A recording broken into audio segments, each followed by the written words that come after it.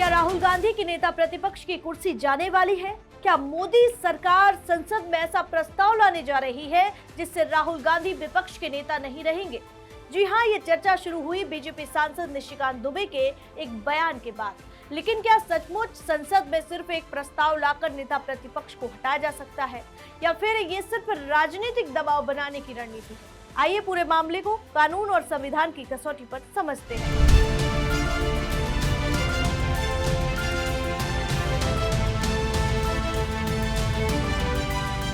नमस्कार, मैं हूं आराधना नामदेव। आप देख रहे हैं वीके न्यूज। दिल्ली की राजनीति में एक नया सियासी तूफान उठ खड़ा हुआ है। बीजेपी सांसद निशिकांत दुबे ने राहुल गांधी पर गंभीर आरोप लगाते हुए कहा कि वे विदेशी ताकतों के प्रभाव में काम कर रहे हैं। उन्होंने राहुल गांधी की विदेश यात्राओं की एसआईटी जांच की मांग की और साथ ही ये भी कहा कि उन्हें नेता प्रतिपक्ष के पद से हटाने के लिए संसद में प्रस्ताव लाया जाएगा।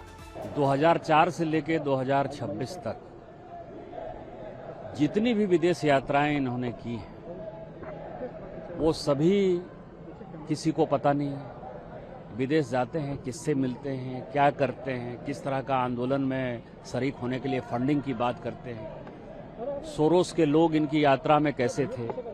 2008 में जो चीन के साथ इनका समझौता हुआ, कांग्रेस का गुप्त समझौता हुआ, आज तक उसको इन्होंने डिस्क्लोज नहीं किया। ये कोई ट्रांसपेरेंसी है। दूसरा, लीडर ऑफ द अपोजिशन का जो कानून में कॉल एंड सगधर कहता है कि लीडर ऑफ द अपोजिशन यदि डिफेक्टो प्राइम मिनिस्टर की तरह बिहेव करेगा तो बाहर जब जाएगा तो वो देश की नीतियों के बारे में, सरकार के नीतियों के बारे में बताएगा।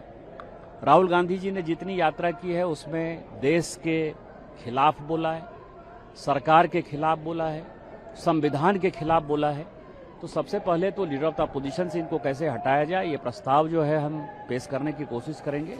बस इतना कहना था कि सोशल मीडिया पर एक ही सवाल ट्रेंड करने लगा, क्या राहुल गांधी की कुर्सी अब खतरे में है? लेकिन यहाँ राजनीति और कानून दोनों की राह अलग अलग है।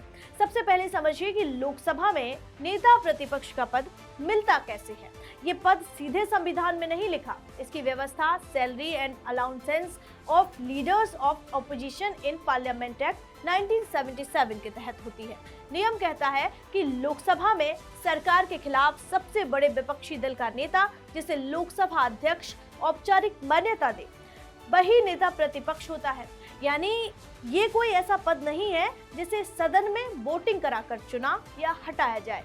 यही सबसे बड़ा सवाल आता है, क्या सरकार सिर्फ प्रस्ताव लाकर राहुल गांधी को नेता प्रतिपक्ष के पद से हटा सकती है? इसका जवाब है नहीं।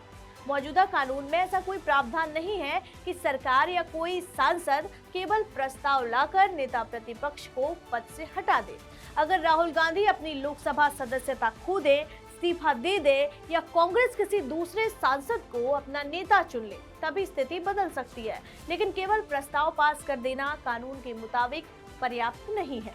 अब बात उस बहुचर्चित 10% नियम की। सालों से ये माना जाता रहा है कि नेता प्रतिपक्ष बनने के लिए किसी दल के पास लोकसभा की कुल सदस्य संख्या का कम से कम 10% होना चाहिए। लेकिन संसदीय विशेषज्ञों में इस पर भी मतभेद है। 2014 और 2019 में कांग्रेस के पास 10% से कम सांसद थे, इसीलिए उसे नेता प्रतिपक्ष का दर्जा नहीं मिला था। वहीं कुछ विशेषज्ञों का कहना है कि 10% का नियम मुख्य रूप से किसी दल को सदन में मान्यता प्राप्त पार्टी का दर्जा देने से जुड़ा है, नेता प्रतिपक्ष की नियुक्ति से नहीं। नेता प्रतिपक्ष का पद सिर्फ विपक्ष की राजनीति तक सीमित नहीं होता। सीबीआई निदेशक, लोकपाल, सीबीसी, राष्ट्रीय मानवाधिकार आयोग जैसी कई महत्वपूर्ण संस्थाओं के प्रमुख के चयन में नेता प्रतिपक्ष की अहम भूमिका होती है। यानी ये पद लोकतांत्रिक व्यवस्था का एक महत्वपूर्ण हिस्सा माना जाता है। अब लौटते हैं निशिकांत दुबे के बयान पर। उन्होंने राहुल गांधी की विदेश यात्राओं और विदेशी संपर्कों की एसआईटी जांच की मांग की है और दावा किया है कि वे संसद में राहुल गांधी को नेता प्रतिपक्ष के पद से हटाने का प्रस्ताव लाएंगे। दूसरी ओर कांग्रेस ने ऐसे आरोपों को पहले भी राजनीतिक और निराधार बताया है।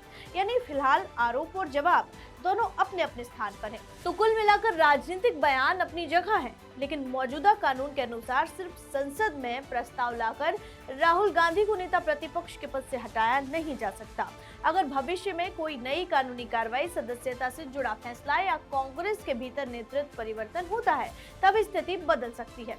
फिलहाल मामला राजनीतिक बयानबाजी से आगे बढ़ता है या नहीं, इस पर सबकी नजर रहेगी। आपका क्या कहना है, हमें कमेंट करके जरूर बताइए और ऐसी ही तमाम खबरों के लिए देखते रहिए वीके न्यूज। वीके न्यूज, राष्ट्र के नाम।